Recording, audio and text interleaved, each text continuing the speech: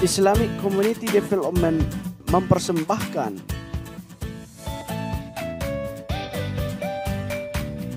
jangan lupa subscribe ya, like, comment, and share.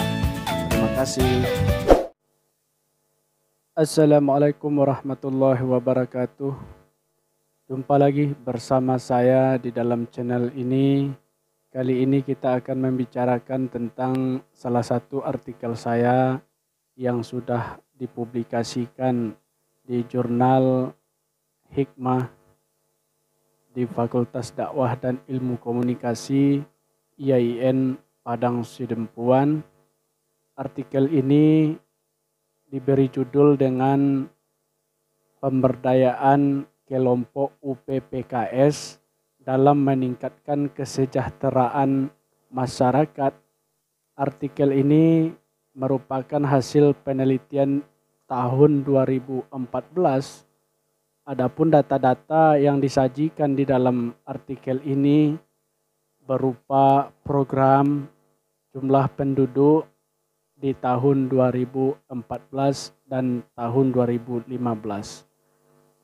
Tentu saja perkembangan yang pesat setelah hampir 7 tahun, tentu saja perkembangan dari segi ekonomi, pembangunan dan infrastruktur terus menunjukkan pertumbuhan yang lebih baik dari tahun 2014 tersebut.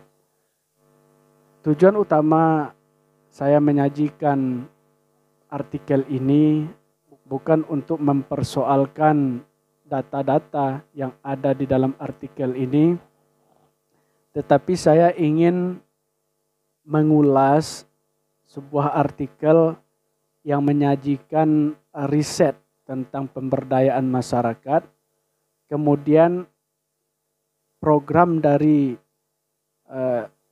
kegiatan yang saya riset ini ada hubungannya dengan keagamaan.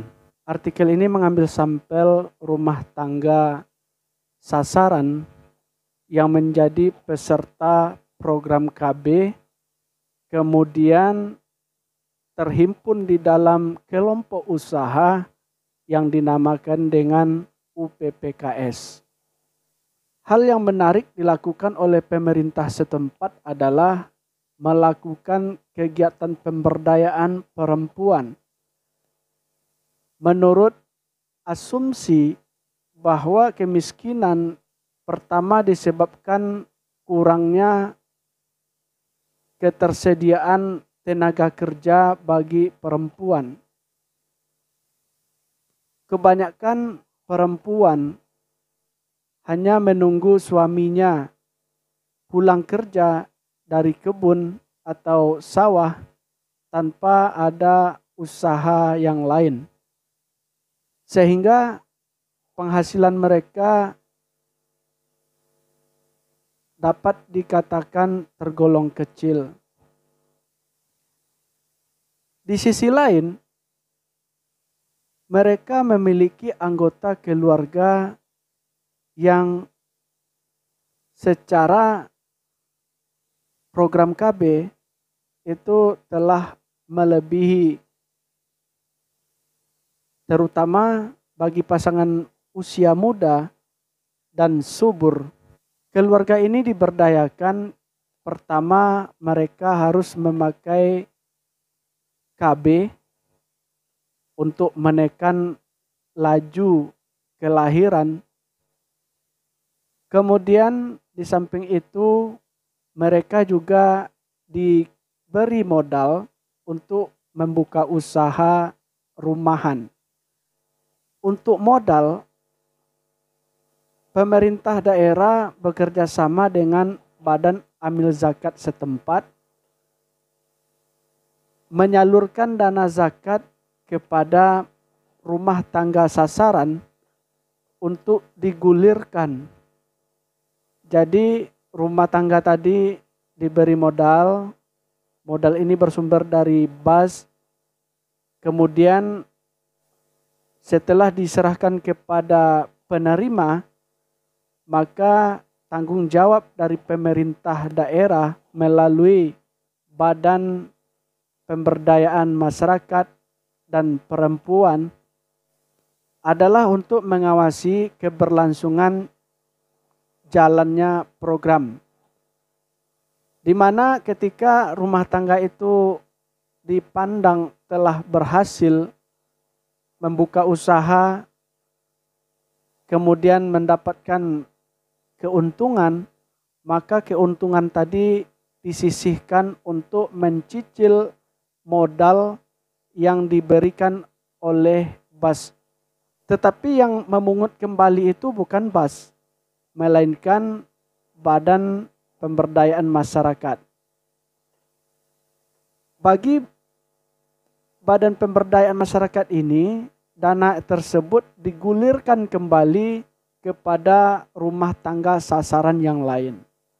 Sehingga program ini membantu rumah tangga sasaran untuk menambah penghasilan keluarganya.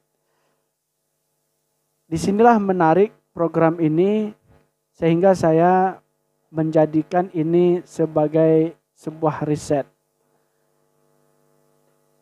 Saya menggunakan metode kualitatif dengan menghimpun data-data langsung ke lapangan, melakukan wawancara dan observasi di lokasi penelitian.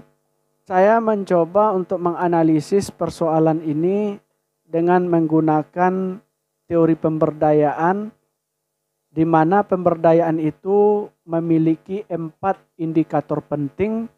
Yang pertama adalah menyiapkan sumber daya.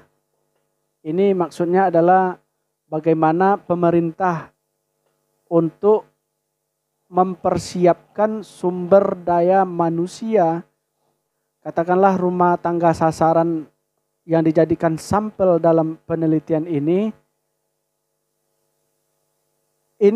dibina supaya mereka hidup sehat, kemudian ikut program KB dan membuka usaha. Sehingga dengan program ini ledakan penduduk dapat ditekan dan kemiskinan pun dapat diurai. Setelah mempersiapkan sumber daya, maka indikator yang kedua memberikan peluang. Di dalam program pemberdayaan biasanya bagi pemerintah daerah itu populer sekali sebutan bahwa ketika masyarakat diajak untuk gemar memakan ikan, maka tidak hanya memberikan ikan untuk dimasak oleh masyarakat, tetapi memberikan pancingnya.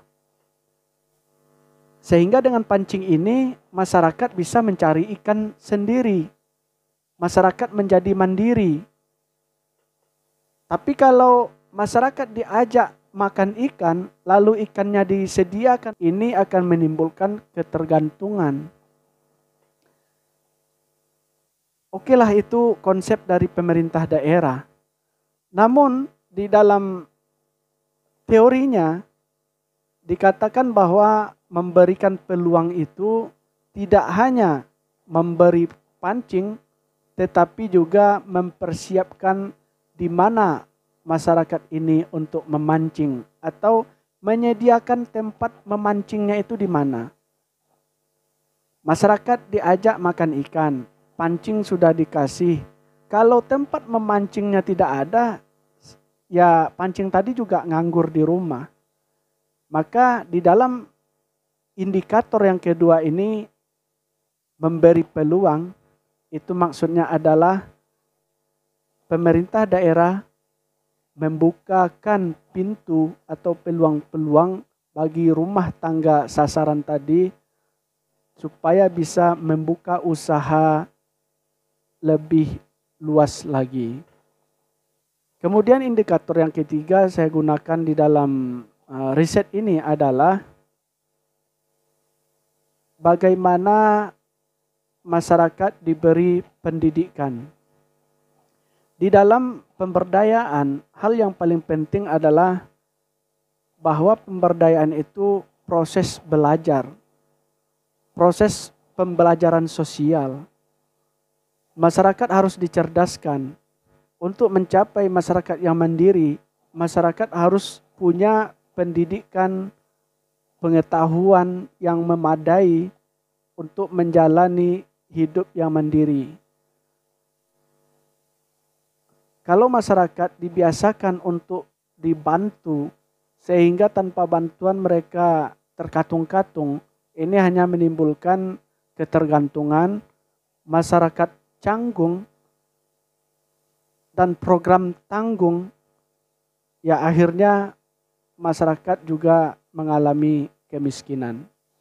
Namun setelah sumber daya disiapkan untuk berusaha, peluang dibuka, pengetahuan pun dikasih.